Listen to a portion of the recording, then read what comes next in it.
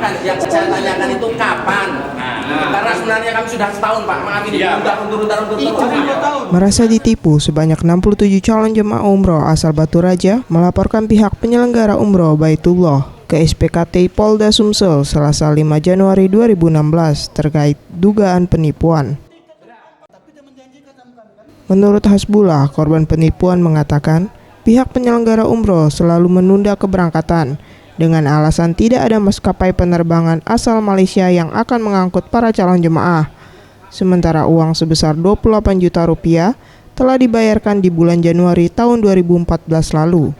Kemudian pihak penyelenggara kembali berjanji akan memberangkatkan pada 27 Desember 2015. Namun 2 hari sebelum keberangkatan kembali ditunda oleh pihak penyelenggara dengan alasan yang sama. Kini para jemaah masih diinapkan di Asrama Haji Palembang sambil menunggu kejelasan. Tanggal 29 kami diinap ke Asrama Haji.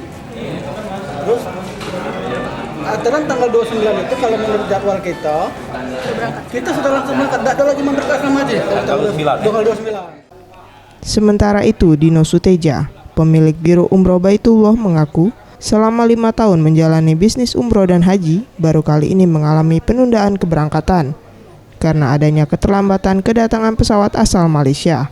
Dan ia menegaskan pihaknya tidak menipu korban karena telah mengkonfirmasi calon jemaah umroh yang akan berangkat. Nah, sekarang kan kita mau nyari solusinya. Kalau memang mau diapakan ya diapakan saya. Saya pernah nanya tanggal 27 itu nanya Pak, mana tiket pesawat tanggal 27? Saya belum di email Pak. Saya belum di email karena kita pakai Kuala Lumpur. Menanggapi hal tersebut, Kombes Pol Jarod Padakova, Kabid Humas Polda Sumsel, akan segera melimpahkan kasus tersebut ke pihak Polsek Oku untuk dilakukan penyelidikan. Untuk pasal yang dikenakan, kemungkinan pasal dugaan penipuan yang saat ini masih dilakukan pengembangan lebih lanjut.